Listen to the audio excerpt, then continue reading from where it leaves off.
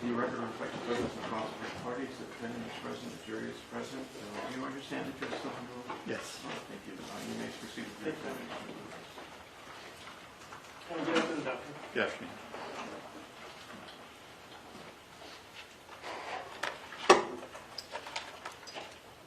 Doctor, when did you first view the photographs that you looked at today in court?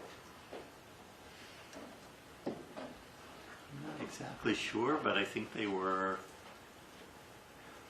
4 months ago, 3 months ago. And then yesterday was the first time you had a chance to look at the physical evidence itself, is that correct? That is correct. Now, normally, when in preparation for trial, you have prepared reports in the past, is that correct? Yeah, it seems back on that. Yeah, you can answer that question. The objection is open. You can answer that, Doctor. You know, it's about 20% of the time that I end up writing a report and 80% of the time that I don't. And if this is one of the cases where you did not write a report, isn't that correct? That's correct, yes.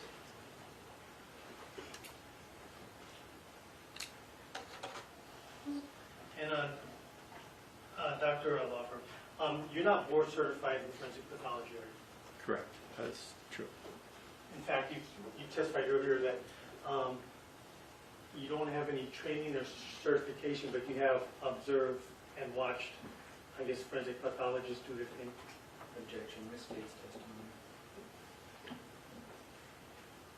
You know, I'm paraphrasing, of course. The objection is open. You may answer the question. So I'm sorry, can you paraphrase one more time? Sure. You made it clear that you don't have any certification or formal training in forensic pathology, but you have observed and watched forensic pathologists, I guess, perform their duties, correct? Correct.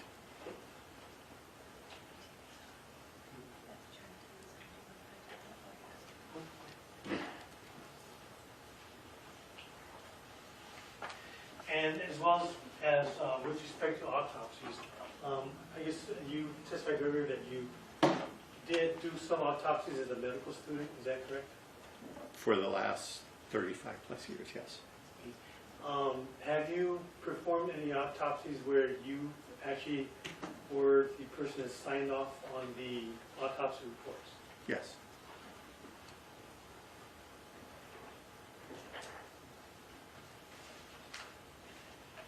And real briefly, I just want to get into some of the, you said you,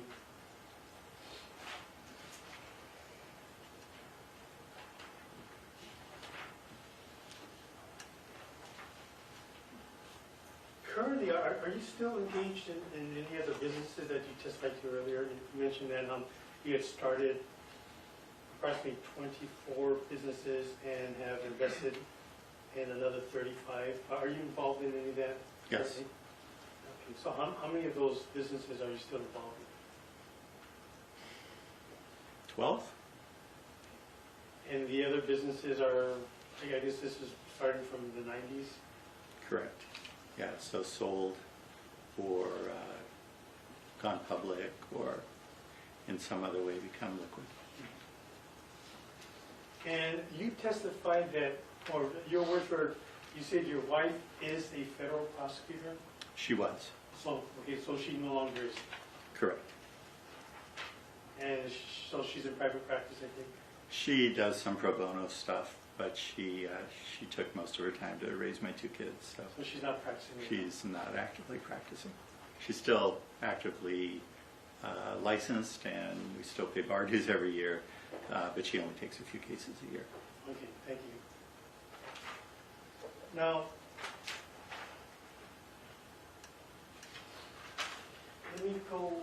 let's talk about the injuries that were observed to the jawbone that was shown to you, or the jawbone that you looked at yesterday, as well as the photographs that we looked at today.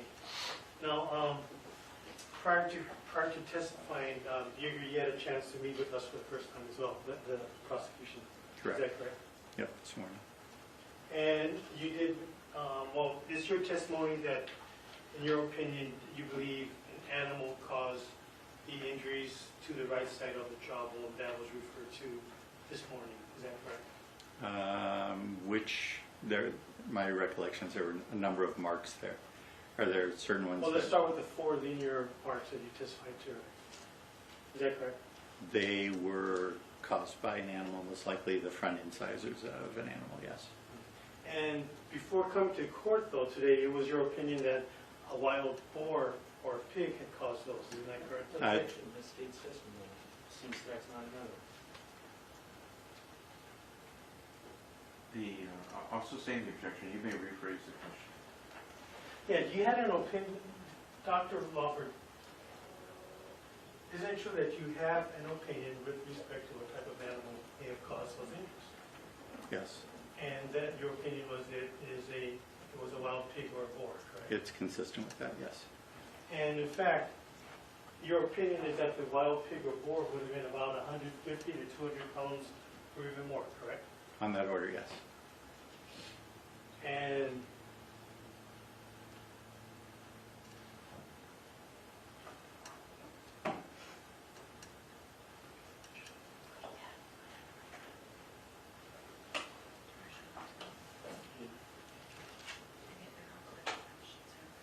the Instructional Council has just been marked for identification spaces, exhibit 447, 448, and 449.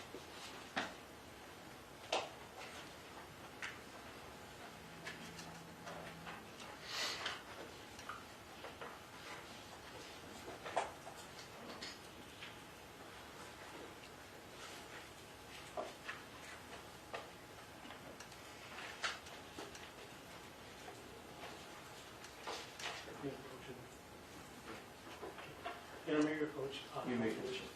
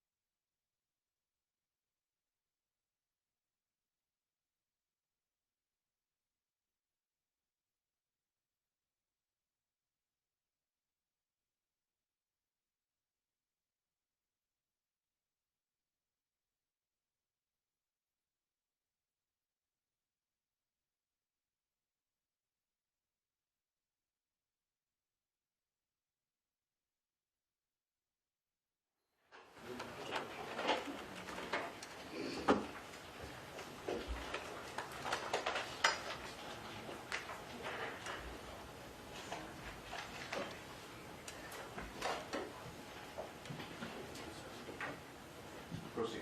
Thank you.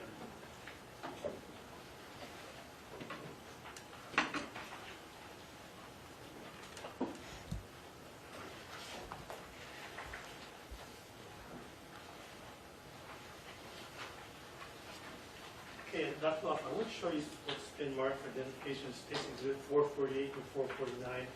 You want to make an approach? Yes.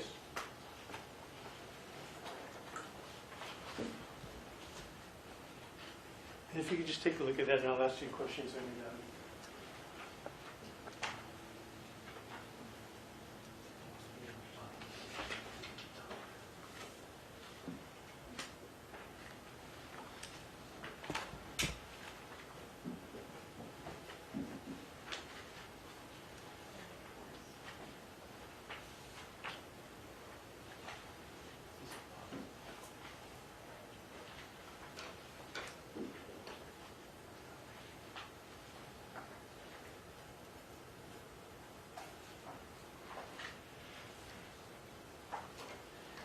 Now, those two photographs, do you recognize what they represent over there? They look like wild boars with their mouth open. With their mouth open, okay. Now, it's hard to see, when you say incisors, are you talking about the top or the bottom teeth? The top. Okay. And it's hard to see there whether the incisors are shown, is that correct? Correct. But is that basically the wild boar that you're referring to when you say a wild boar between 150 to 200 pounds would have caused those injuries? It looks like one in that category, yes. Okay. And Your Honor, just based on that, the state would ask that state's exhibits 448 and 449 be admitted to evidence. Mr. Murphy?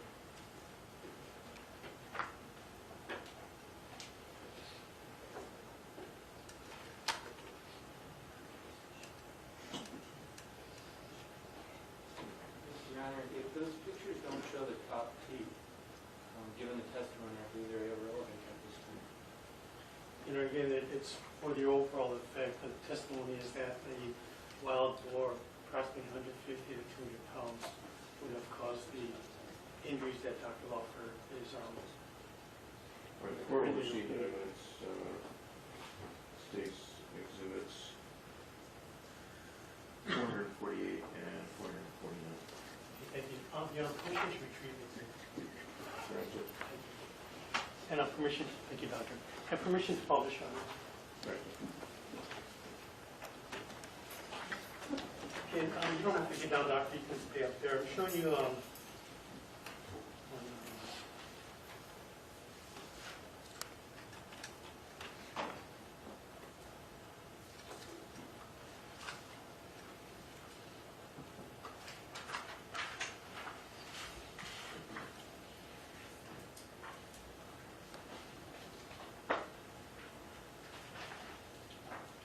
Doctor, let's start with State's Exhibit 448.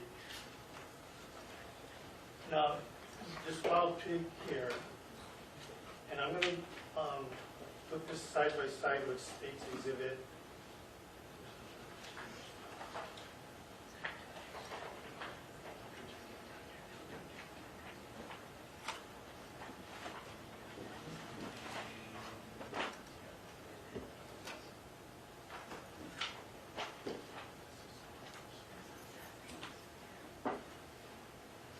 And you have permission to publish at the time State's Exhibit 410.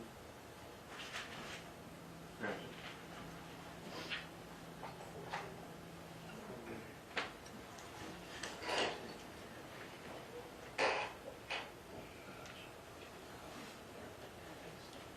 Okay, Doctor, I'm going to have this side by side.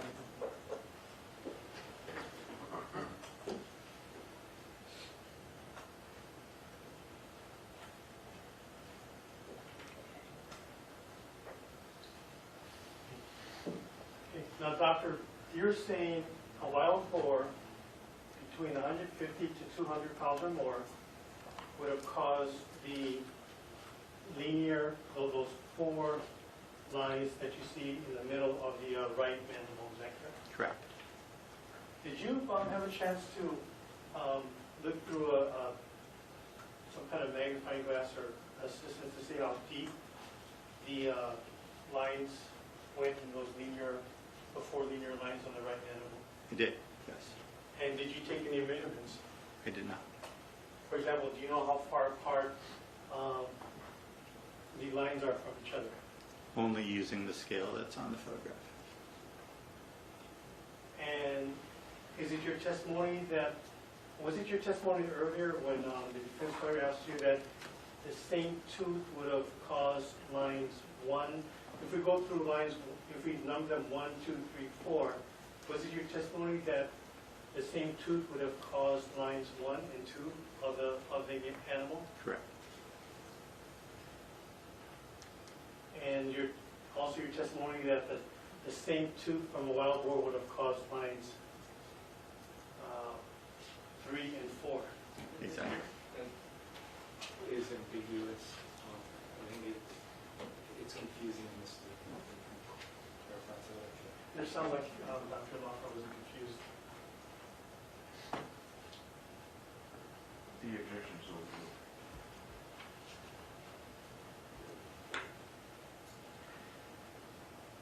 And you just write earlier that you didn't think these were knife marks because the lines, after reading Dr. Rebecca Taylor's report, the lines, and I'm paraphrasing this, one reason was the lines are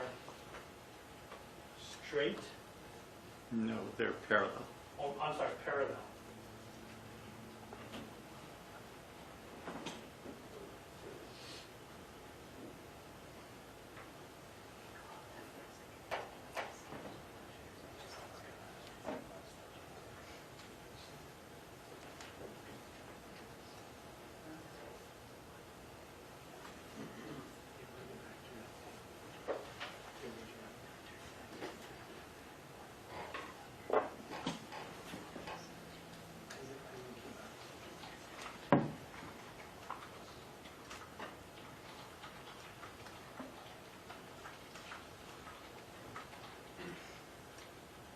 I'm sorry, I did just a second.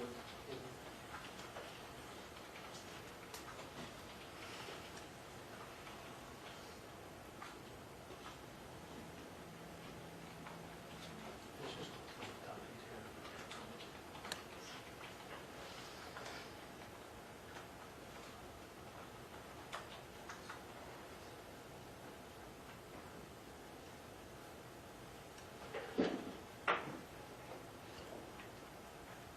Okay. Now, Doctor, would you agree that looking at, again, let's number the lines 1, 2, 3, and 4, the linear lines, and I've enlarged it, this case exhibit 410. Does it look to you that the nick, if you can approach it and we can show this to the jury this way, so you can see what I'm looking at. Does it appear to you, and if you could stand to the side and not going, that the last line, the fourth line, appears to go up and through the tooth area? No, it doesn't look like that to me. So this doesn't look like it's lined up with, It may be lined The line. up, but it's not the same. it's not the same. Okay.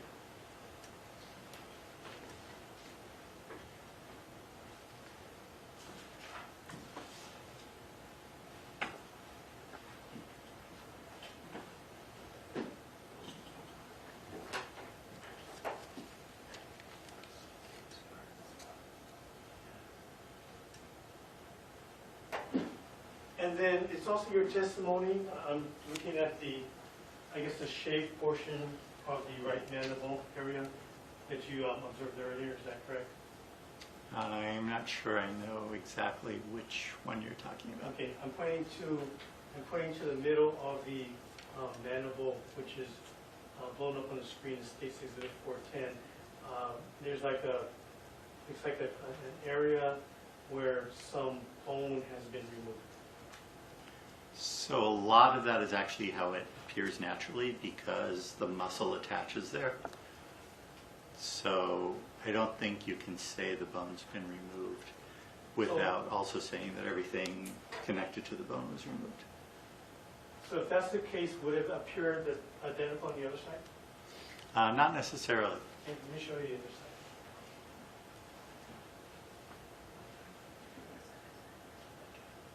Yes, on this side. Continue with that. Look at it.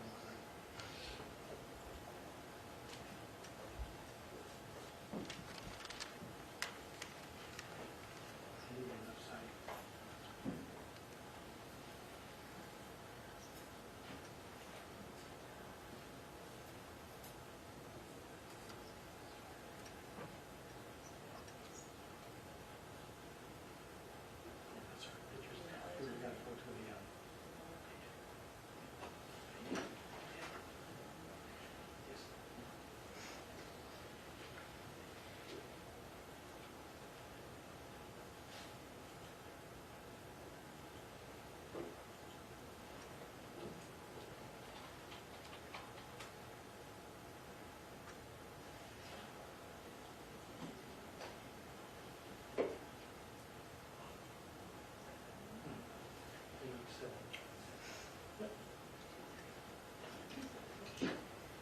And your permission to display spaces with 234 seconds, right, with 210. Right. Thank you. Okay, so looking at the monitor, the left side of the monitor has the right mandible, where a portion, it looks like a portion of, and for lack of a better term, I would say where there looks like some removal of the bone. Yeah, I don't object, it's just testimony. I'm just trying to make a record, describe it. Well, let's have it described some other fashion. I'll sustain it. Okay. Well, what would you call the area that I'm pointing to in the right portion of, not the right portion, the left portion of the right mandible that's on the left side of the screen? So we refer to that as the lateral aspect of the right mandible at the angle. Okay. Is there a shorter version than that? You just call it the angle of the mandible. Okay. So looking at the right angle of the right mandible, and looking at the left angle of the left mandible, I mean, they don't appear the same, correct? Actually, they're more similar than they are different. Well, There's do you see the, The witness can finish his answer. oh, good, I'm sorry, go ahead and finish. Yeah, they're more similar than different because that's the place where the muscle, actually the hypoglossus and hyperphalangeus muscles attach, and those move the tongue. And so it's on both sides. It's just a little dirtier on the right side of the mandible than on the left, but that sort of flattened place that you're referring to actually exists on both. Okay, what I'm referring to, I'm sorry, doctor, what I'm referring to are the linear lines or the smooth wavy lines that are depicted on the, looking at the state exhibit 210, that are depicted, the wavy lines that are depicted on the right mandible. I don't see those wavy lines on the left mandible, isn't that correct? Well, there's a tooth mark there that you don't see either. Okay, well, before we get to the tooth mark, let's talk about the wavy lines. Do you see the wavy lines that you see on the right side, on the left? So I would call those striations, Striations. and I don't see them, but there's a reason for that. Oh, there's a reason for that. Yeah. There's also a tooth mark next to the striations. Okay, you testified about that earlier. You're talking about the I can't see it. on the right mandible, correct? The right mandible in this area. Okay, now you know Dr. Taylor referred to that as a cut mark Yeah. and a scraped, correct? She's wrong. Well, she's wrong and you're right. Yeah. That's my opinion, yes. Okay. Well, yeah, I moved to strike that. He's saying that she's wrong. It's, All right. I'll take that as an objection. yes. Sustain the objection. Thank you. Sure.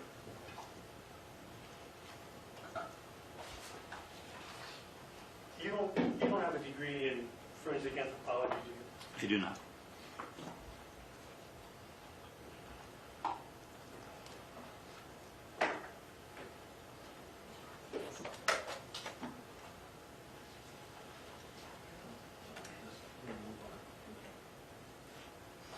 We're going to move on to.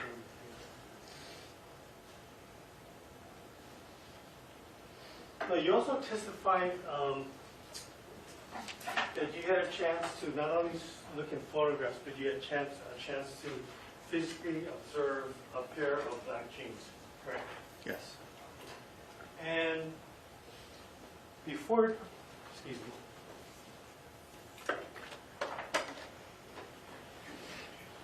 Before coming to court today, Dr. Laufer, was it your belief that the button portion on the black pair of jeans that we're referring to was on the left side, therefore you concluded that was a woman's jeans? So before coming to court today, I saw Right. the jeans yesterday. And I looked at them and it looked as though the snap was on the other side, yes. Yeah. So And then you realized today, though, you were mistaken about that, right? Well, I saw two pictures today, and it looked like they were both on the right Right. side. But before you saw those pictures, you were of the opinion that those were ladies' jeans because the button was on the left side, isn't that correct? So before I observed the jeans yesterday, I was of the opinion that they were both on the right side. It was only after I saw the jeans yesterday that changed my view. And then I saw the pictures again today and said, okay, fine, I just must have seen them yesterday. Right. This morning, didn't you tell us when we met with you that you thought the black pair of jeans, the button was on the left side, therefore it's a pair of female jeans? Right, yeah, and that was from after seeing them yesterday. So did you make a mistake yesterday? You thought it was on the left side? I thought they looked like they were on the left side, and then I saw the pictures today, and it looked like they were on the right side.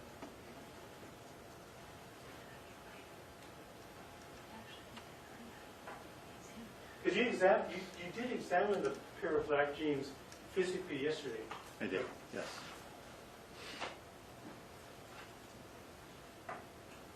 And in fact, one of the other items you looked at was a black skirt that was recovered from the same area, isn't that correct? You know, just go see what he looked at as a defense expert. The objection is dismissed.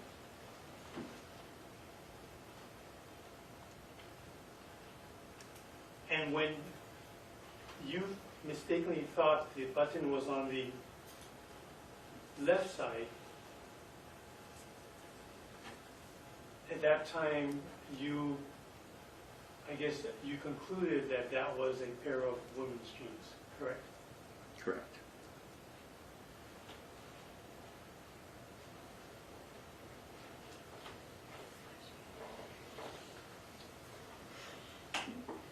Now, with respect to the pair of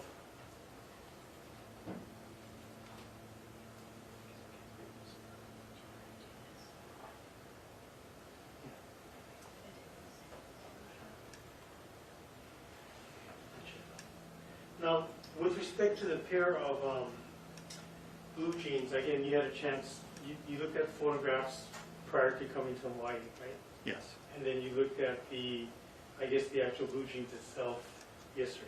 correct. And you were made aware that the blood-like stains on the blue jeans did test, pursuant to DNA testing, did test positive for Charlie Scott, correct? Correct.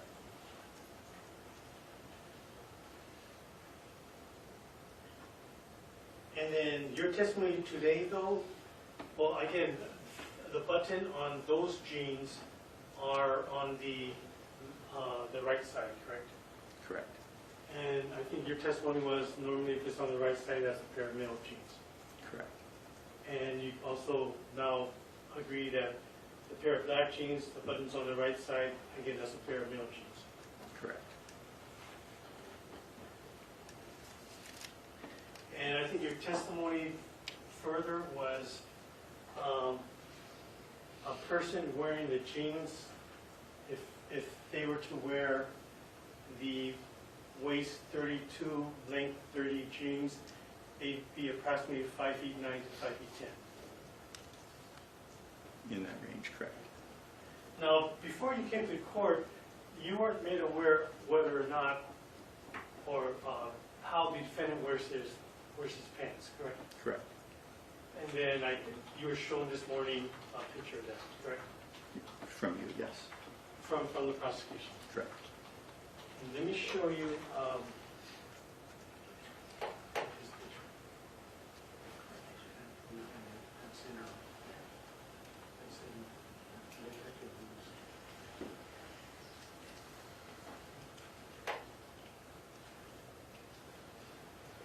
Okay, your permission to publish takes exhibit 23, 24, and 25.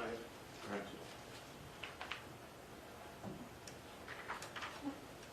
And I'm going to publish that side by side.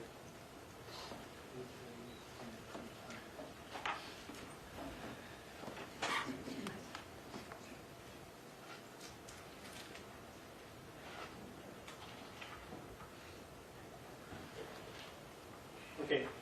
Now, I'm showing you a picture of it. You see how low the defendant wears his pair of jeans, correct? I see these jeans. I'm Yes. sorry, the pair of pants, I'm saying jeans. Or pants. I see these. Pardon me? I see these on him, yes. And when you're talking earlier that a person that's 5'9" to 5'10" would wear a waist 32 to length 30, you weren't meaning wearing the jeans that low, correct? I don't think I said anything about the waist size. I think it was only with regard to the length. Okay.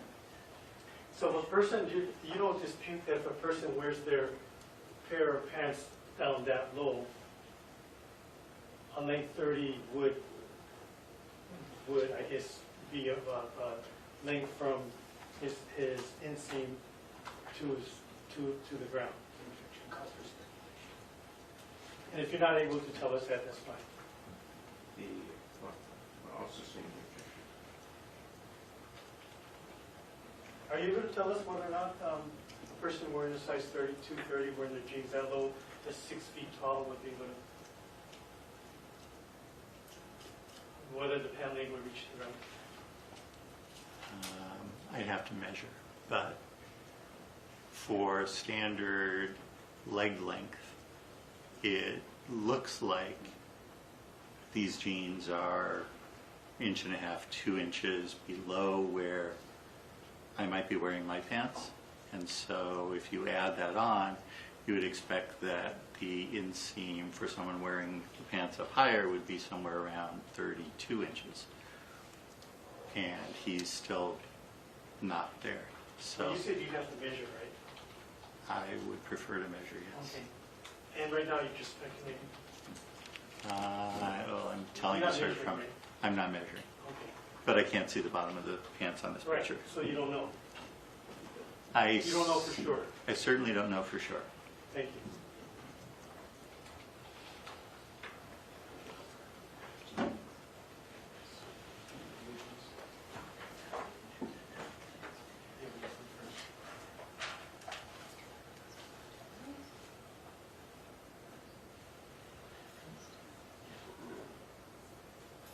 Sorry, Doc, I'm going to show you some pictures of blue jeans next.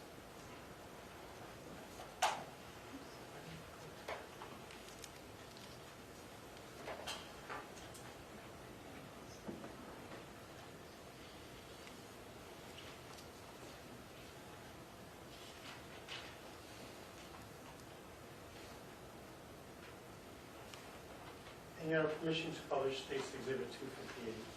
Granted. Thank you. Now, you were shown this picture before lunch. This is State's Exhibit 258, which is a written evidence. And you had an opinion with respect to that blood stain that's on the right front thigh area of the jeans, correct? Yes. And let me just enlarge it.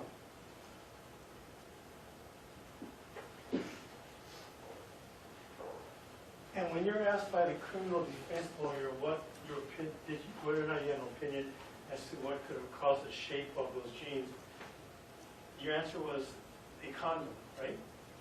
So you said shape of the jeans. It's I mean, the shape of that the by area blood stain. in the blood spot Right. that's not covered by blood. And yes, it looks to me like it could be a reservoir type condom. Yeah. Any other figure come to mind besides a condom? I scratched my head for a long time trying to figure it out, and it took a while to figure that one out, and it just makes perfect sense now. Makes perfect sense. I can't think of anything else that's that shape. Can a knife handle cross those lines?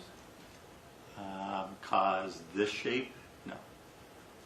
And you're certain about that? It can't be a knife handle. Well, so there are a couple of reasons why, which I can elaborate on. Can you think of any other shape other than a condom? I've already said no, I can't think You of can't any think other of anything. thing that takes that shape. And also excludes the blood from the area, so it has to be something that actually sticks to the fabric and keeps the blood from soaking in under it.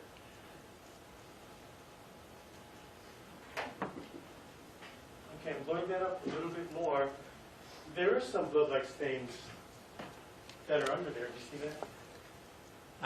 I think I see what you're referring to, Right. but for the purposes of what I'm talking about, in my opinion, the blood is excluded from that area. Not completely, because, yeah, there are a couple of Right.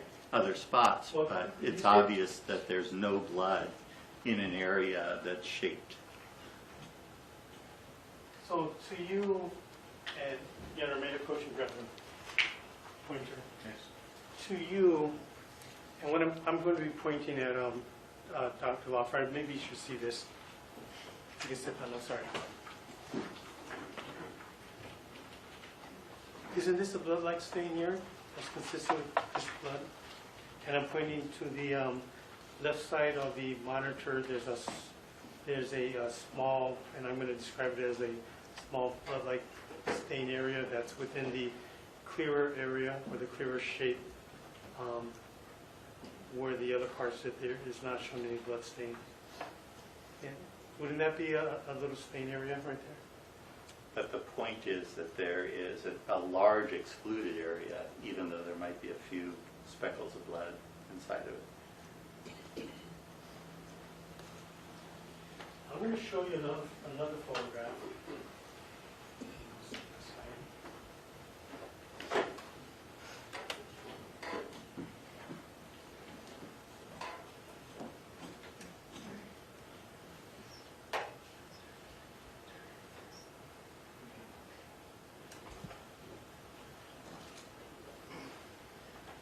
Okay, and I'm going to submit to you that these are the same pair of jeans. It's already been testified to. In States Exhibit 121. And you see how head is recovered. It's in a wrinkled state.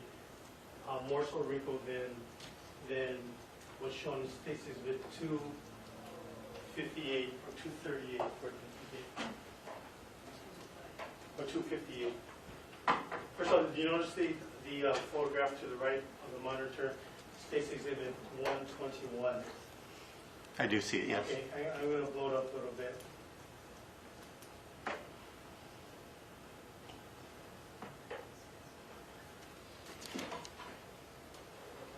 Okay, looking at States Exhibit 120 at the creases,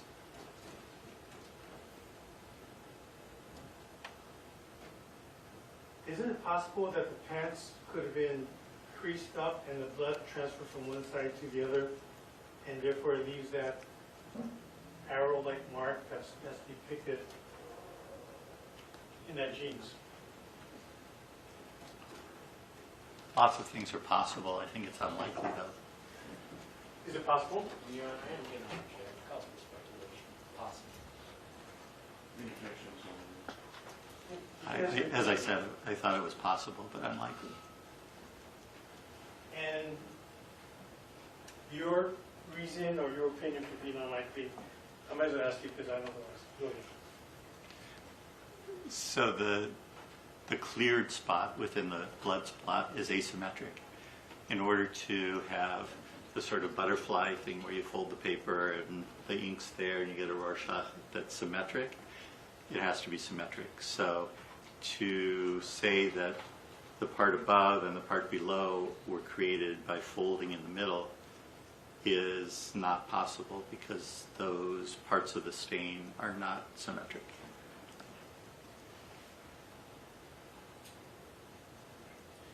And in your opinion, a condom, looking at spaces with the left side of photograph 258, a condom would flare out in a cone shape, what we're looking at right there?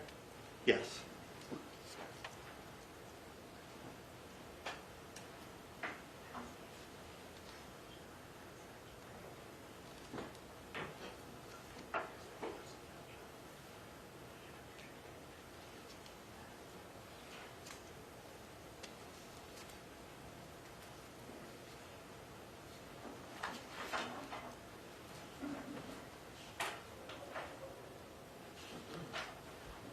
Now, I did want to go discuss this one more time with respect to the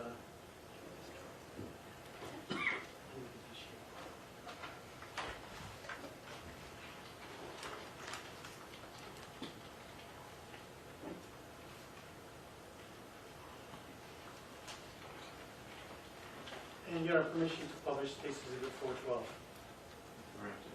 You know, Doctor, getting back to the jawbone, these are the 4 cuts, the linear cuts. And, you know, let me put it side by side with the other.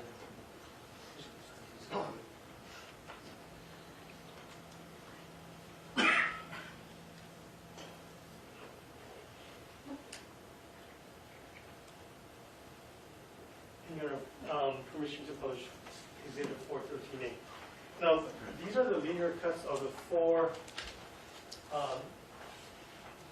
The linear cuts of the 4 lines that we talked about earlier. Is that correct? I'll take your word for it. Oh, I'm sorry, the lines, the lines. I'll take your representation for it. I can't tell you that they're the same, but they're from different angles and different magnifications, and so I'll take your representation that that's what I'm looking at. Right. I guess what I'm saying, the right picture is the same lines as the left picture. And I'm saying I'll take your word All for right. it. Now, did you have a chance to see these? Because these are part of Dr. Rebecca Taylor's report. Yes. All right. So you know what I'm talking about, right? Yes. Now, she mentioned that there's a V shape in the lines there. Do you agree with that? And I'm referring to Spaces Exhibit 412. I would not describe them as V-shaped. You would not describe it as V-shaped. Well, would you agree, though, that, let's look at line 2 since it's a little clearer. Line 2 on Space Exhibit 412. And again, if we go through lines 1, 2, 3, 4, 1 being on the left side and 4 being all the way to the right. The second line, it appears that it's more narrower at the base than it is above where the actual surface is, correct? I'll agree to that, sure. And you don't think that's the V shape? I think that that's an angle, and it's not a symmetric angle like a V would be. I think it's flatter on the side closer to that flat in between the 2 lines than it is on the outside.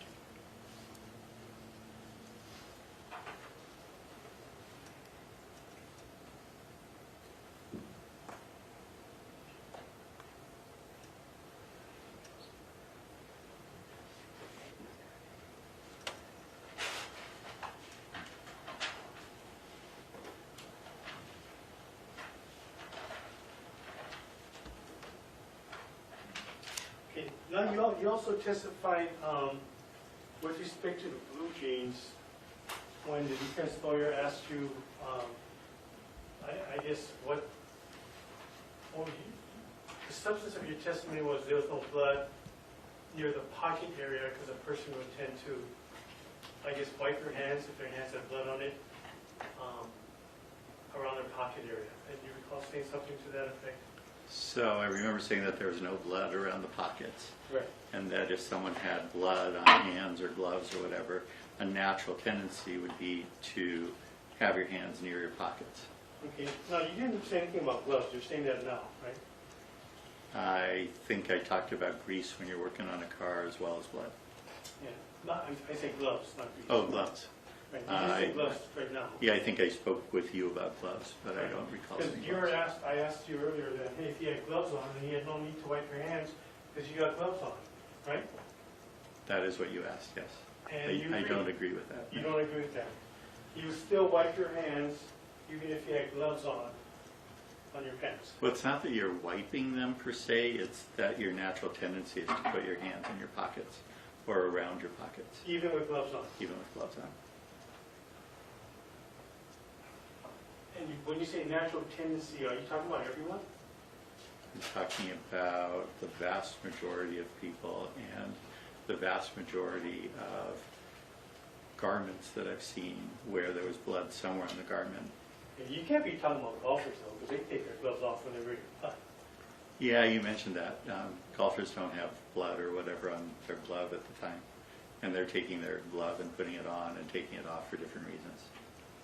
But if you looked at yourself when you were golfing, even with a glove on, my bet is that some of the time your hand would be close to or in your pocket. Your bet, do you golf? I do.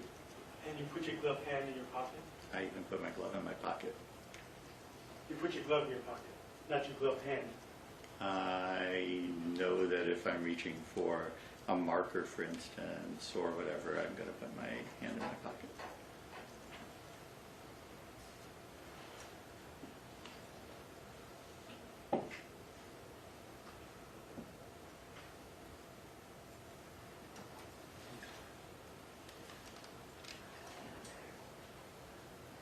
I'm almost done, Dr.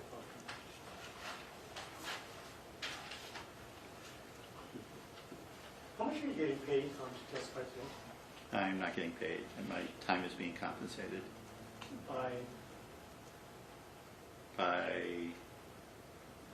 you said your time is being compensated. oh, yeah, so I'm being reimbursed for my time. Yeah, so how are you being reimbursed? Presumably with money. Okay, and how much money are you going to get reimbursed for your time? So I'm not sure. I mean, at this point, I have over 40 hours in the case, and I think we asked for an amount from the court to cover that. That was somewhere around $10,000. So And you're I've getting got- paid around 10,000? I think that's about the number. So on a per hour basis, it's less than I would be making doing anything else that I do. Okay, well, I didn't ask you that, but you volunteered. Yeah, I remember it. Yeah, that's not responsive. Is that your objection? Yes, The objection is sustained. thank you.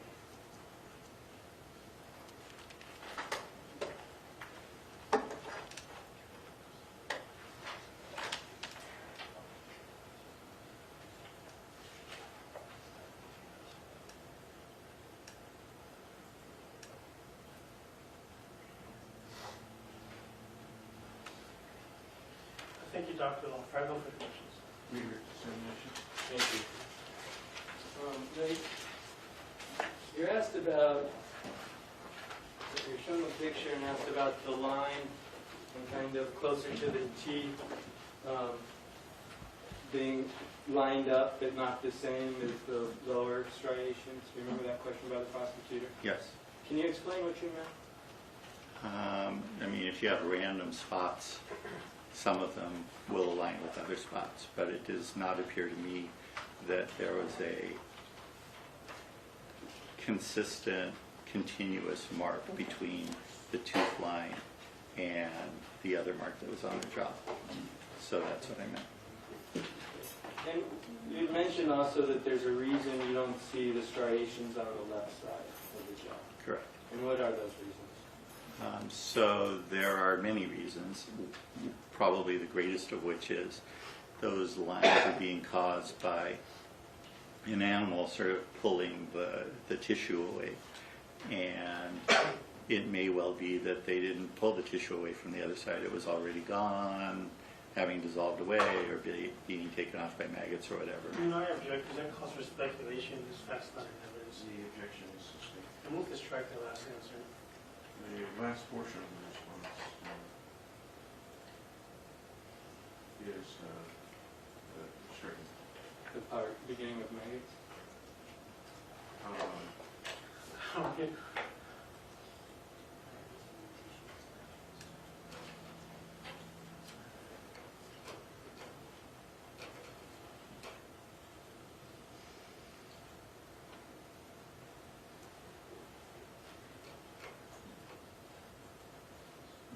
Beginning with where it says, and it may well be that they didn't pull the tissue, so. Now, you're also asked why you didn't think that a knife handle caused that area of an absence of blood. Can you explain why you believe that that wasn't caused by a knife handle? So in order to cause that masked area, you have to have something that was stuck to the fabric strongly enough to exclude blood. And we can go into the details of the science of the viscosity and the stickiness and all of the aspects of the fluid that are required to get underneath whatever it was that was sticking there. But a knife handle, if it's not covered with something that makes it sticky cannot exclude blood from that spot. And when the prosecution was asking you about whether those marks were V-shaped, you replied that you didn't see them as symmetrical. Why is that significant? So a V is a single angle with two sides. And this appears more obtuse than that, meaning a bigger angle than, being at least 90 degrees. So why is that significant? Because if a tooth or something else is scraping along the wide part and causing those narrow edges, there's a flat part to that thing that's causing it. And then there's a side aspect to it. The line is caused by the side aspects, and the trough in between the lines, even if it's sort of a raised trough or whatever the shape of that trough, is caused by the tooth. So a V would indicate that there is something which is V-shaped that made those lines, and these are not V-shaped. The prosecution also asked about your compensation for being here. If you were not to be paid to be here, are you making less money than if you would have stayed at home and worked this week at home? For sure. Okay, so your compensation isn't strictly salary. Correct. And let me ask you this. Are you making more this week by being here, or would you have made more by staying home? Made a lot more by staying home. Why are you here? Judge, objection, this is improper. This is why is he here? The objection is sustained. Thank you. No further questions. Thank you. Yes, sir. Thank you. With respect to the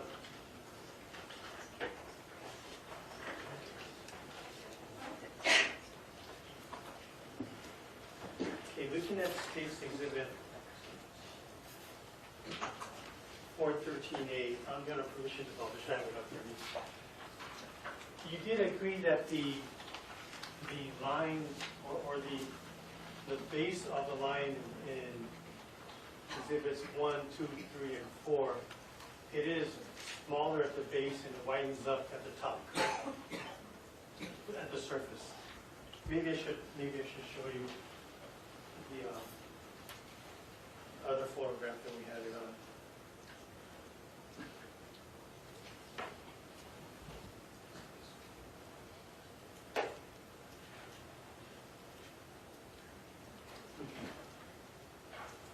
And that's State's Exhibit 412. That's on the right side of the screen. Okay, again, the same question that I think you acknowledged just earlier, that the base of the lines that we see in Exhibit 412, which is to the right side, it's narrower at the base and wider at the surface, correct? So I'm not sure what you mean by base. Or narrower at the bottom of the line. So maybe we can go with deeper as opposed to more superficial. Would that make sense? As long as you understand what we're talking about. Well, as long as Yeah. Jerry understands what we're talking about. Do you need to understand the question before the answer? Yes, I don't understand the question as Okay. you're asking it, but I'm So, suggesting the deeper line- versus superficial. The deeper portion of the line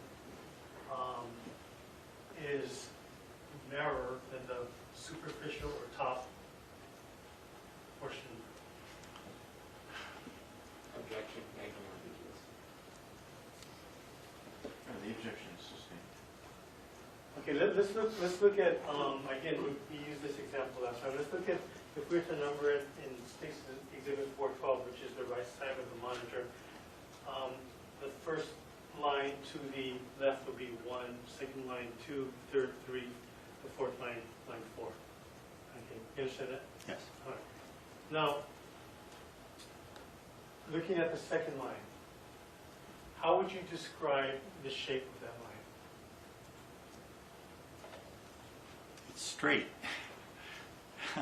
But do you mean the third dimension, Yes, or the z dimension into the line? right. So it's less deep on one side of the line, that being sort of the outside, and more deep on the inside. But it's at an angle, correct? You testified earlier that you do see the angle. So there is an angle between one edge of that line and the other edge of that line, but it's not a V shape. I didn't ask you that. You asked earlier. Yeah, my question though, it's narrow, more narrow at the base or the bottom of the second line than the top surface. So if you go deep enough, it doesn't even exist at the deeper aspect of the bone. Dr. Lawfer, you just agreed with me before this that it was narrower at the bottom. Are you disagreeing with that now? I don't agree with the way that you're characterizing it. I think I used the same words earlier and you agreed with it. Argumentative at this point. The objection is sustained. Didn't you agree earlier when I asked you that it's narrower at the bottom of that line than at the surface? That's the answer. You know, he has to, The objection is overruled. you have to answer the question, Dr. Lawfer.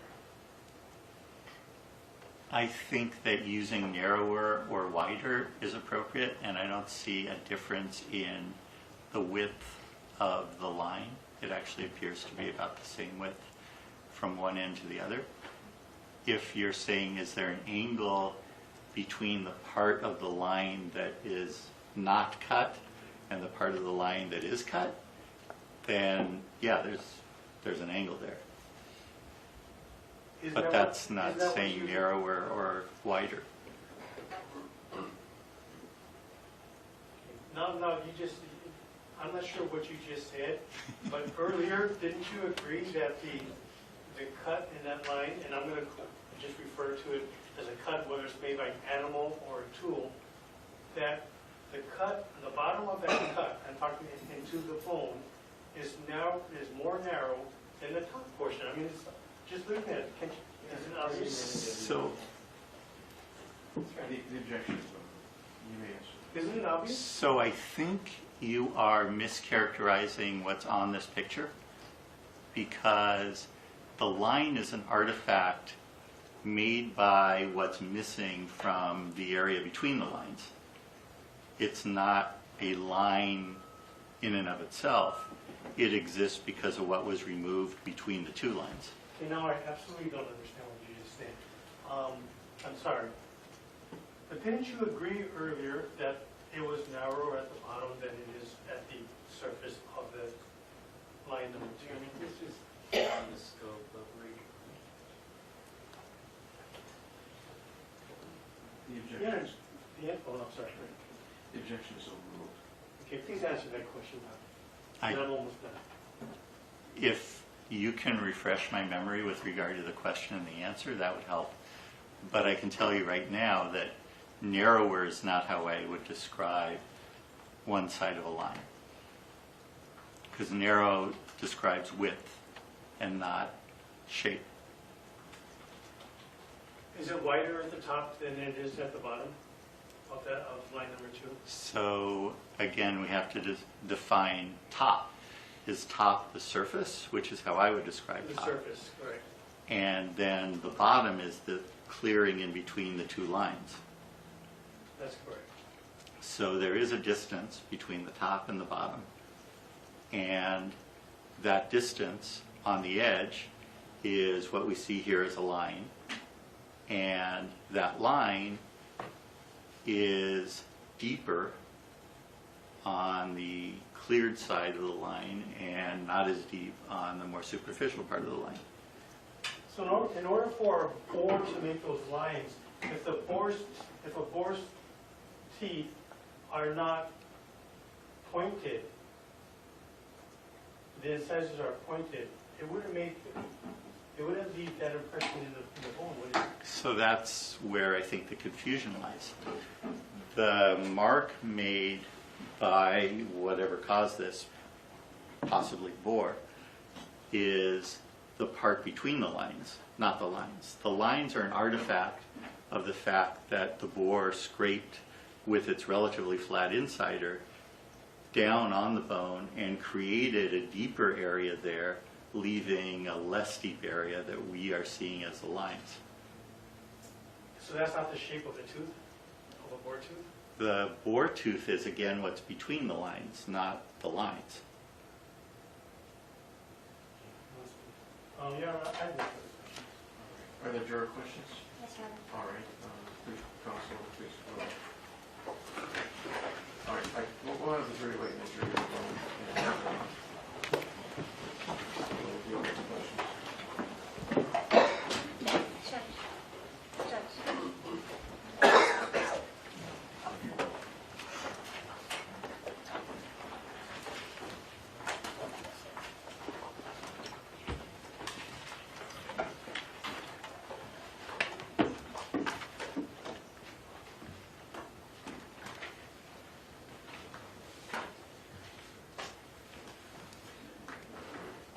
Yeah, thank you.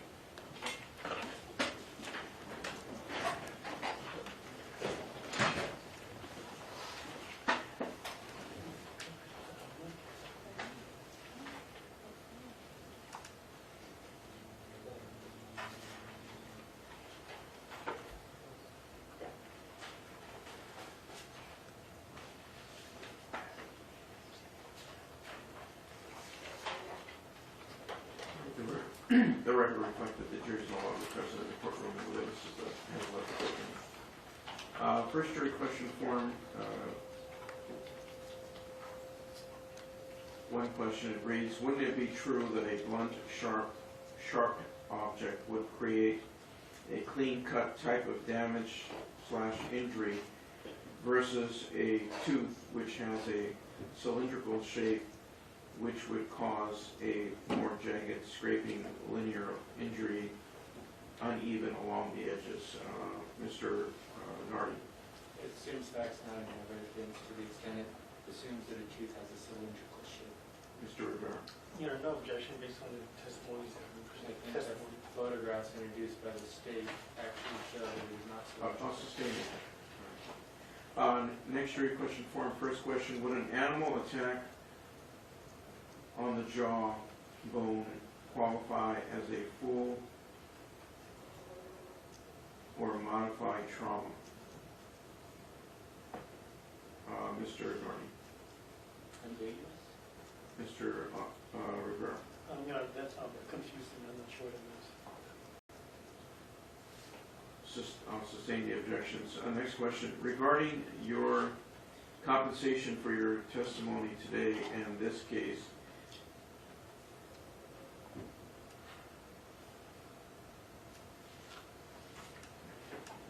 this really is more of a comment.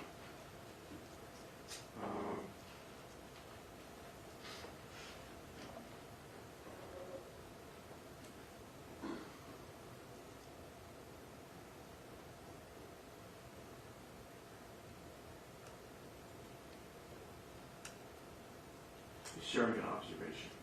You folks can see it if you want. It's not a question.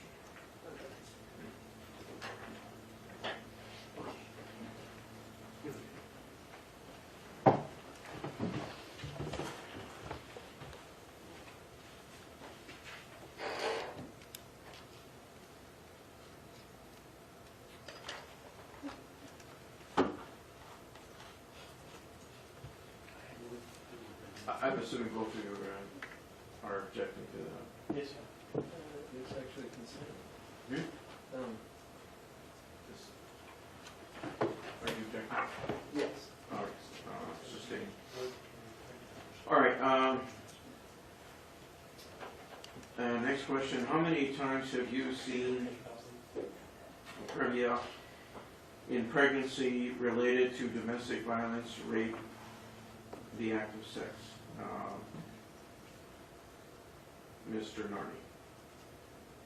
Beyond the scope, irrelevant with regards to rape. Mr. Rivera. Yeah, I do object to being, I'm not relevant. All right, sustained. Next jury question, form one question. How long is your stay on Maui for your testimony in this trial? Mr. Nardi? Objection irrelevant. Mr. Rivera? No objection. All right, I'll sustain the objection. Next question. How much money, how much do you make as your yearly income, Mr. Nardi? No objection.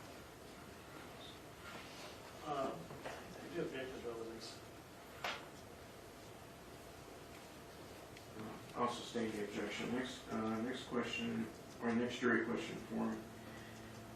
One question, do you have personal knowledge of how many wild boar normally, it must be this. Well, the way it reads is, do you have personal knowledge of how many wild boar normally have? I think there's maybe a word missing from that. Object is waiting and review. Mr. Rivera? Same objection. Sustained. Next jury question form, one question, is the shape of a boar's incisor crown concave or obtuse? Mr. Nardi? If he knows. Mr. Rivera? I don't think there's a foundation for that. I'll agree with Mr. Rivera on that. I would actually object on some things. All right, sustained. Next jury question form, one question. Would you agree that a trauma surgeon like yourself has more hands-on patient experience seeing actual defleshing, animal injury, trauma injuries than a forensic anthropologist? Mr. Nardi? No objection. Mr. Rivera, excuse me. I do object because that would cause him to speculate and there's no foundation. He's not a forensic anthropologist. I'll sustain the objection. Next jury question form. First question is crossed out. Next question. Please state which animals you are familiar with in regards to animal activity causing bone marks. Mr. Nardi. No objection. Mr. Rivera.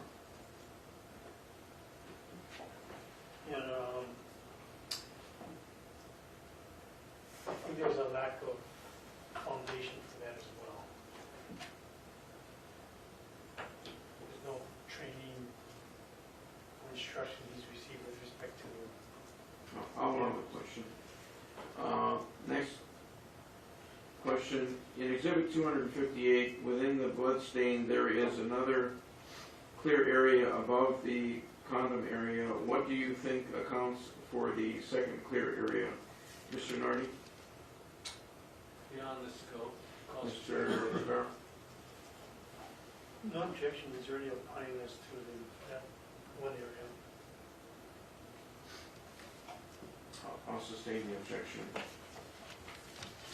All right, next jury question form. Would you agree that the latex condom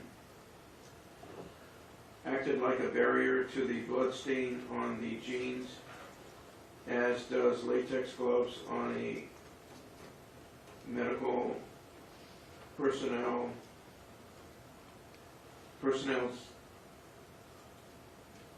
is shielded from blood and body fluids?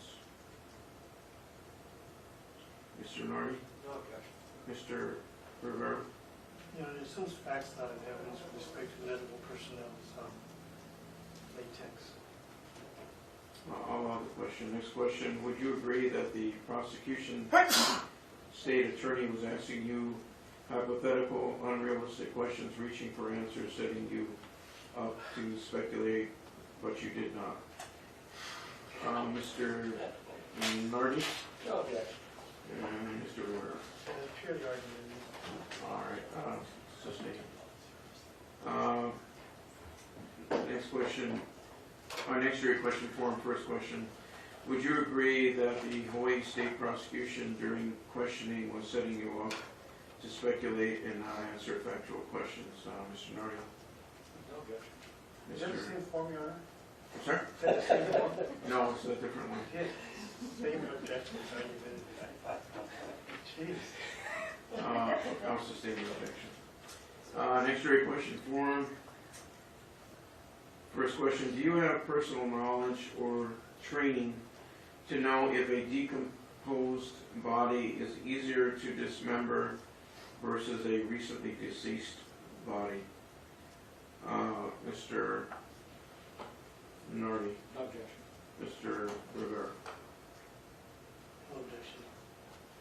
All right, this question will be asked. Next question is crossed out. Next question.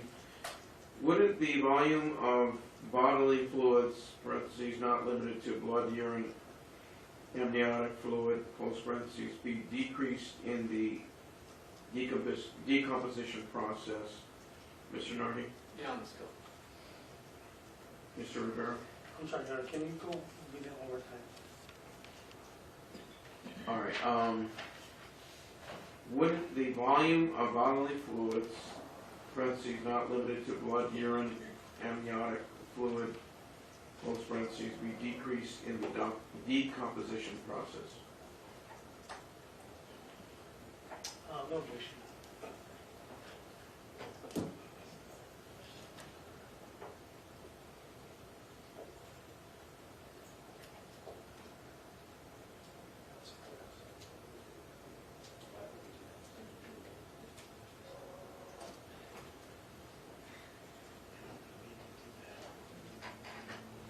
I'll sustain the objection. Next jury question form. First question, what is the difference between environment versus elements? Please elaborate and clarify. Mr. Nardi? No objection. Mr. Rivera? No objection. This question will be asked. Next question.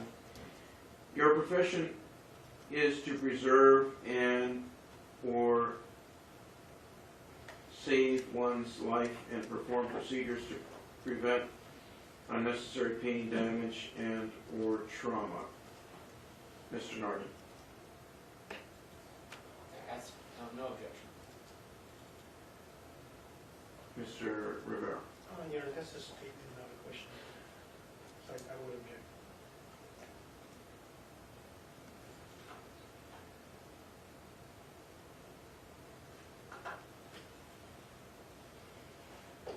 Also stating the objection. Next question. Doesn't human emotion play in one's intensity of emotional state of mind and physical strength? Mr. Nardi? Beyond the scope, cause for speculation. Mr. Rivera? I'll defer, Your Honor.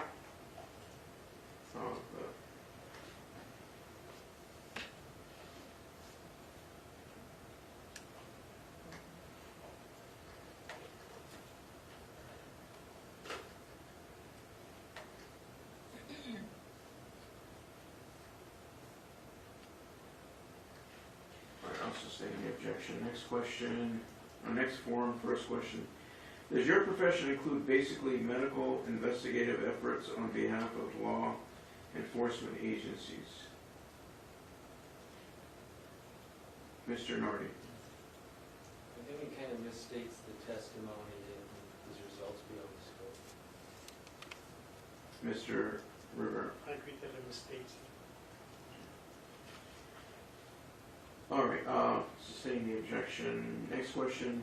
Were you ever employed in a criminal investigative position, Mr. Nardi? Relevant. Mr. Rivera? No objection.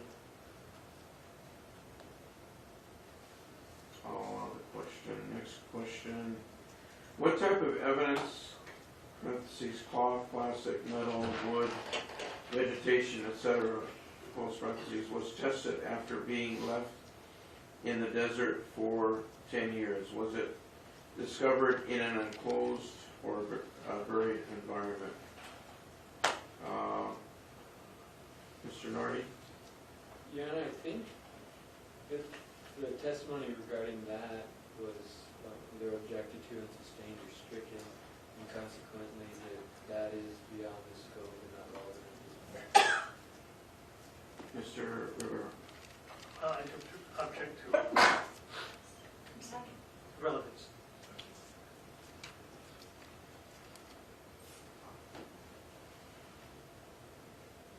All right, I'll sustain the objections.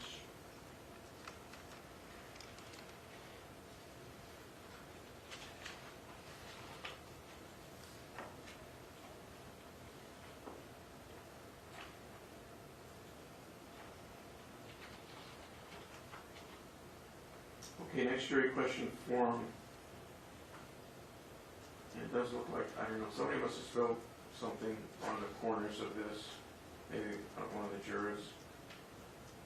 I may, just so that we don't have problems with preserving the record, have that cut off it. Just so we don't have creature is trying to get to it. But at any rate, on this form, the first two questions are crossed out. Next, the remaining question is, do you know if those jeans were wrinkled and photographed before or after being folded or rolled up and transported in brown paper bags? Mr. Nardi? Cause for speculation. Mr. Rivera? If he knows, Your Honor. I'll sustain the objection. Next jury question form, which also has kind of a sticky substance on it. I think it's just the two forms, the one before and the one after. I've got some of the residue from this one form. At any rate,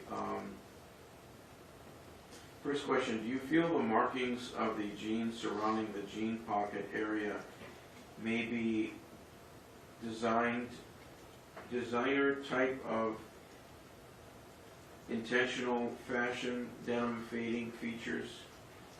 Mr. Nardi? Irrelevant, cause for speculation. Mr. Rivera? Same objection. Sustained. Next question, do you feel the jeans were worn by someone who may have been in a squatting position due to the folding or creasing appearance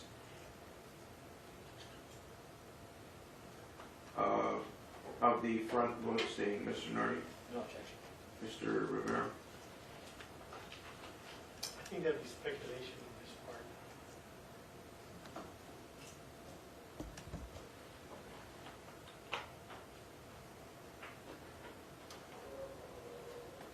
I'll sustain the objection. Next question, do you feel the damage at the hem area of the jeans could also be possibly jeans worn lower on the waistline and thus having back hem area of the jeans to be dragging on the ground? Mr. Nardi? Assumes facts and not evidence, cause for speculation. Mr. Rivera? He's not qualified to testify. Sustained. Next jury question form, first question, the divot in the jawbone you said was done by the tongue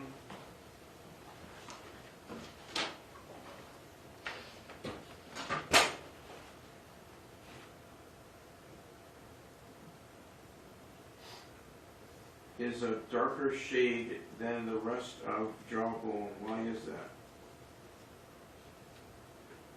Okay, so it reads, the divot in the jawbone you said was done by the tongue is a darker shade than the rest of jawbone. Why is that? Mr. Nardi? No objection. Mr. Rivera? Yeah, I think that misstates the evidence and it was also vague and confusing.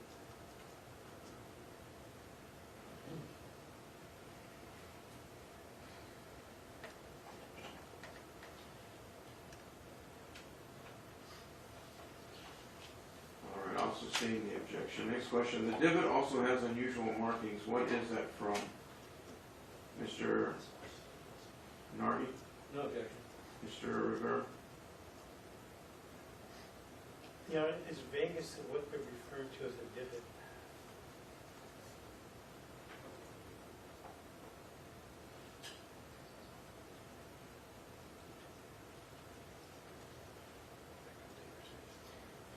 All right, I'll sustain the objection. Next question. Are you familiar with or an expert on boars, especially their teeth and jaws?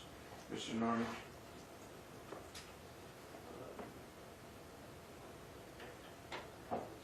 It's relevance beyond the scope. I mean, and it's also vague into what would be considered an expert on the legal standard. Mr. Rivera? No objection. I'll allow the question. Next jury question form. First question. Do you have knowledge of the strength or the jaw muscles of wildlife? Mr. Nardi? No objection. Mr. Rivera? No objection. All right, this question will be asked. Next question. How much pressure or force would it take to make such injuries or markings on the exhibited jawbone? Mr. Nardi? It's a little vague and confusing to the extent that they're not specifying which marks we're talking about or which Mr. Rivera? The same question. All right, I'll sustain the objection. Next question, are human bones more easily or more prone to injury, damage after decomposition starts versus a living human being? Would it take less force to break a decomposing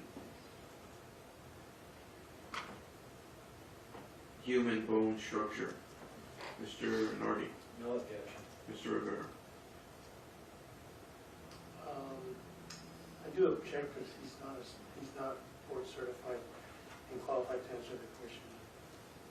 Board certification has nothing to do with it.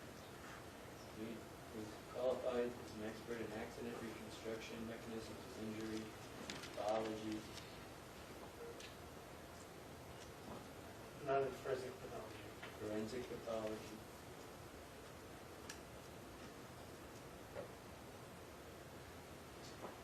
I'll allow the question. Next jury question form. You've testified that the markings on the jaw were more consistent with an animal than a knife.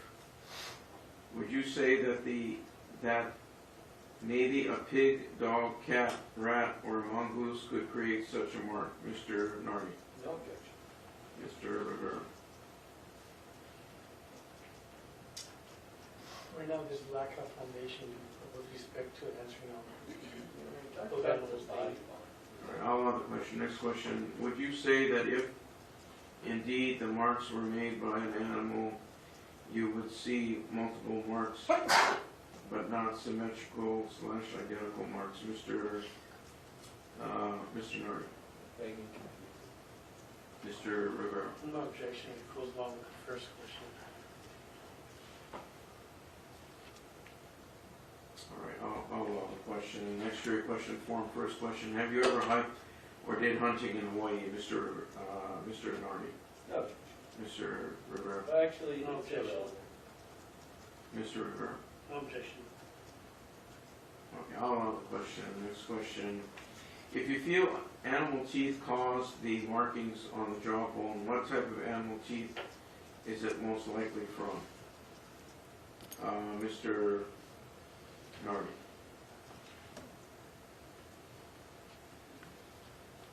That also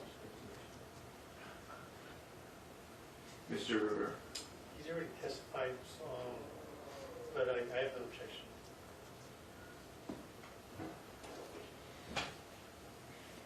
All right, I'll allow the question. Next question. Do you have any background in animal behavior?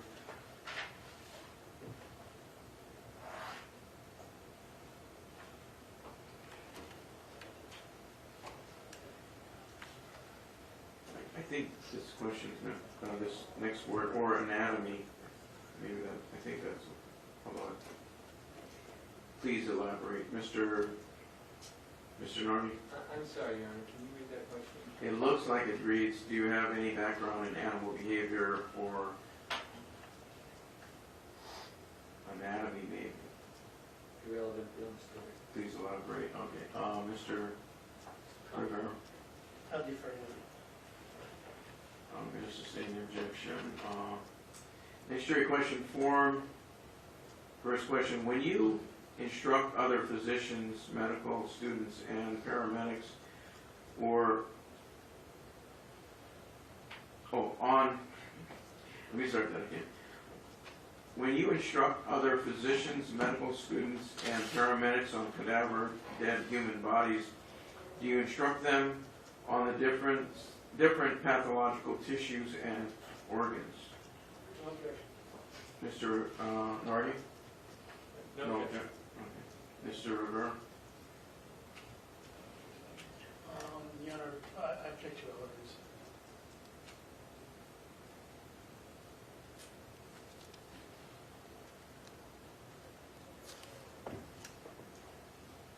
I'll sustain the objection. And next question. Anyway, next question reads, who did you vote for? That's privileged. And that is privileged. There's a rule on that. Next jury question form. First question, what types of animals were involved in the injuries you have examined or treated? Mr. Nardi, Okay. Mr. Rivera. On the innervating babies.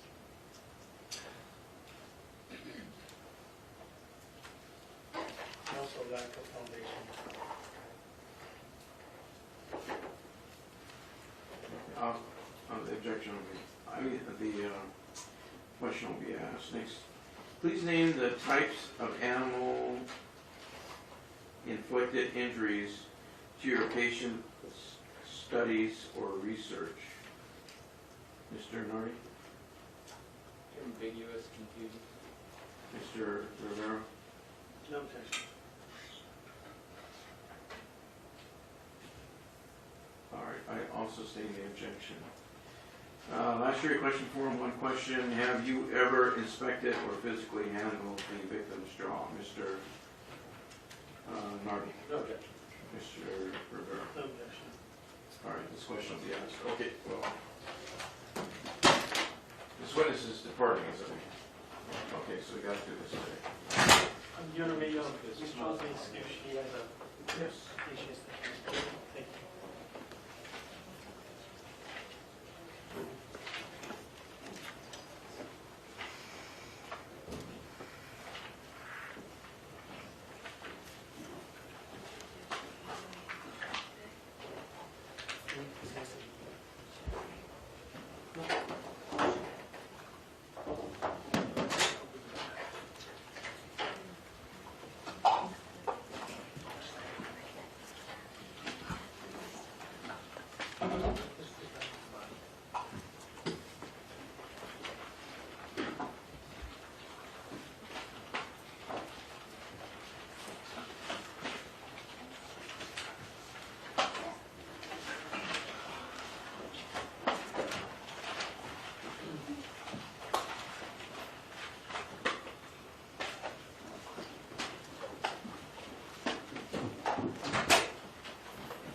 All right, the record reflects the presence of the members of the jury and our witness has returned to the witness, and you may be seated. Do you understand that you are still under oath? Yes, sir. Thank you.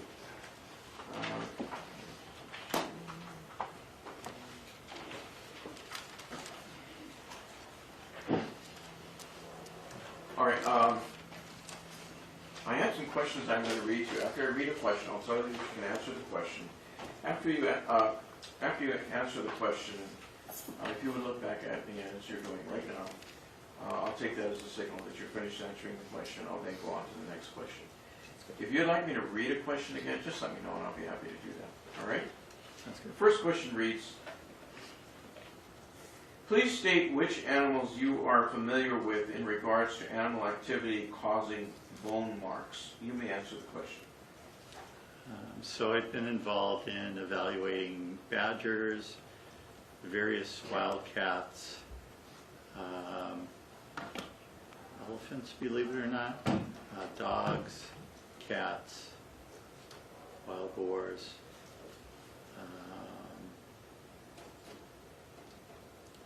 and various forms of wild boars, actually Catalina wild boars as opposed to other wild boars. They're similar but different.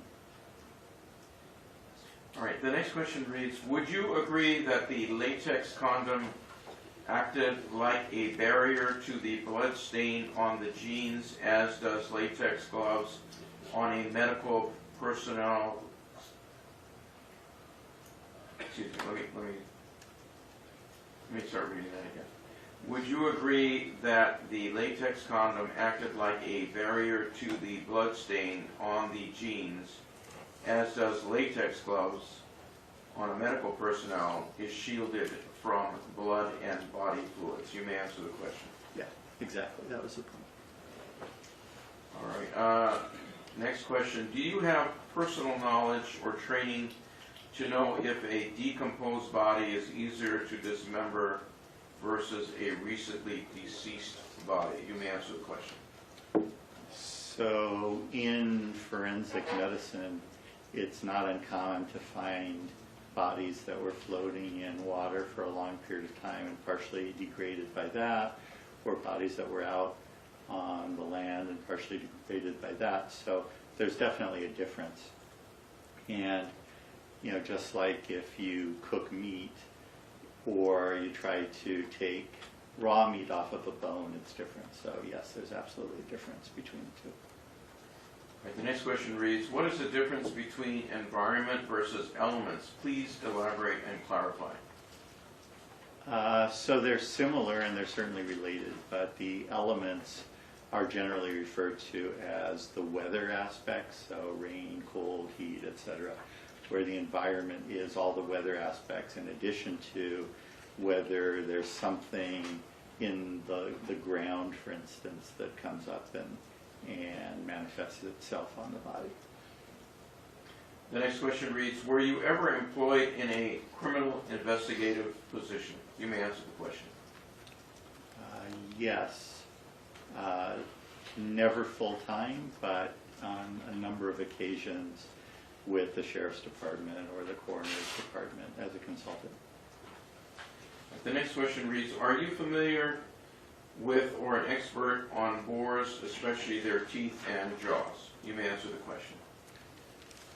I've familiarized myself with them. Whether I would consider myself an expert, probably there's more to learn. But I've looked for consistencies between boar jaws and pictures and the marks on these bones and found them to be compatible. The next question reads, do you have knowledge of the strength or the jaw muscles of wildlife? You may answer the question. I've seen the results of a number of both domestic and wild animals in terms of bites and those sorts of things. Have I ever measured the force specifically? No. The next question reads, are human bones more easily or more prone to injury and damage after decomposition starts versus a living human being? Would it take less force to break a decomposing human bone structure? You may answer the question. So in evaluating that, we've all obviously had people who are still living all the way to people who've been decomposing for a year or more. Turns out bone is actually fairly non-reactive to the elements. So it, if anything, gets a little bit stronger with time, sort of like cement that's been cast and sitting around. It also gets a little more brittle, but as far as your ability to fracture it specifically, it's about the same. The next question reads, you testified that the markings on the jaw were more consistent with an animal than a knife. Would you say that that may be a pig, dog, cat, rat, or mongoose could create such a mark? You may answer the question. So each of those animals has its own characteristics, whether it's claws or tooth structure. It fits with wild boar. Could it also be mongoose? Possibly. I have less experience with a mongoose than with pigs and boars. So just in terms of likelihood, I would say it's more likely that it was a heavier animal than a sort of faster, sharp-clawed animal. The next question reads, would you say that if indeed the marks were made by an animal, you would see multiple marks but not symmetrical / identical marks? You may answer the question. Could you read the beginning of that again, Sure. please? Would you say that if indeed the marks were made by an animal, you would see multiple marks but not symmetrical / identical marks? You may answer the question. So if you assume that an animal made a mark in sort of one pass, that would be the cleanest one to analyze, and that's what these look like. If instead you assume that the animal has been gnawing for a long time and sort of gives you a number of marks, one on top of the other, then you would expect to see something different. So in the case here, it appears that there are characteristic marks of a single pass, which makes it a little bit easier to evaluate, but I've also been involved in a number of cases where there are chew marks and they're just sort of scattered everywhere. and it's hard to come up with a given characteristic mark. All right, the next question reads, have you ever hiked or did hunting in Hawaii? You may answer the question. I have not. I'd like to, but I have not. All right, the next question reads, if you feel animal teeth cause the markings on the jawbone, what type of animal teeth is it most likely from? You may answer the question. So it's consistent in description with anything that has at least two squarish shaped incisors. And the wild pig is certainly consistent with that. Are there other animals that may have those characteristics? Dogs generally have pointed incisors, so it's not consistent with that. Mongoose don't necessarily chew on things immediately. They tend to grab things, at least as I understand it. So the most likely animal in this case is the wild boar. The next question reads, what types of animals were involved in the injuries you have examined or treated? You may answer the question. So as I said earlier, everything from domesticated animals, cats, dogs, lots of cats, to the case of a fairly famous case in Las Vegas, tigers, so, and elephants, and lots of animals in between. All right, and the last question reads, have you ever inspected or physically handled the victim's jaw? You may answer the question. Yes. Any follow-up questions, Mr. Dory? Very briefly. Have you hunted pig before? I have.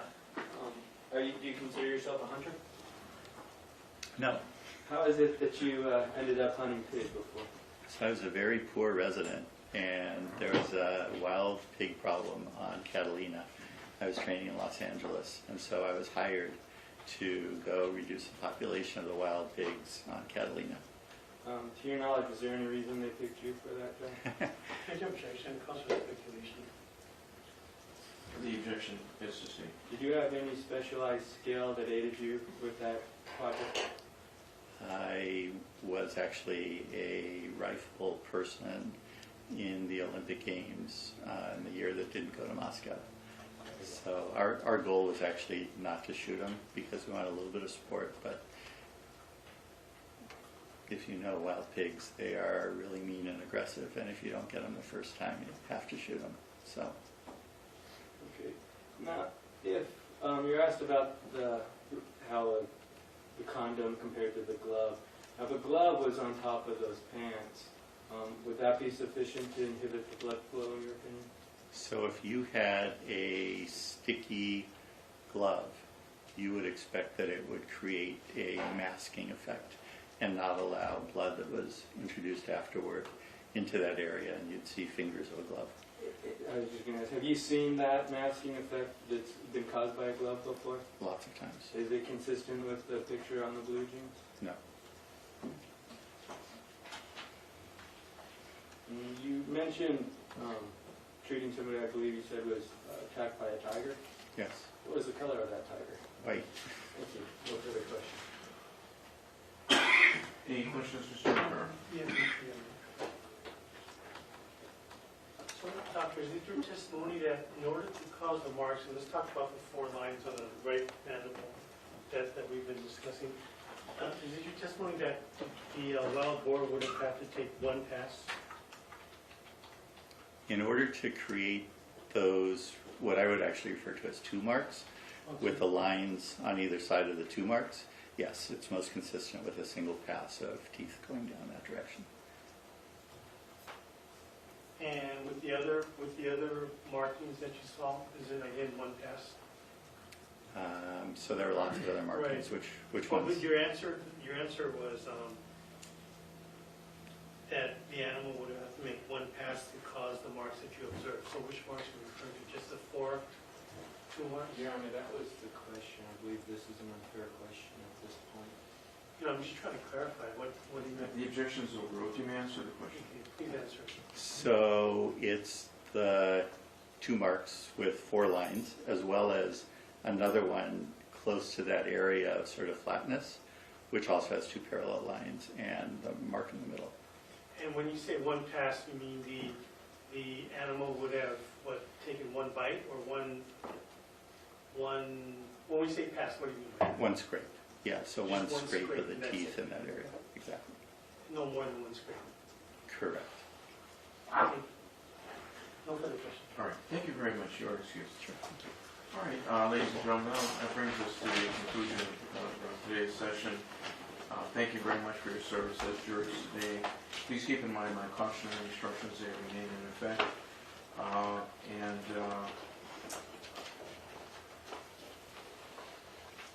As far as our schedule is concerned, we do realize, and we have known for some time, that a juror or jurors have certain commitments in the next several days or week.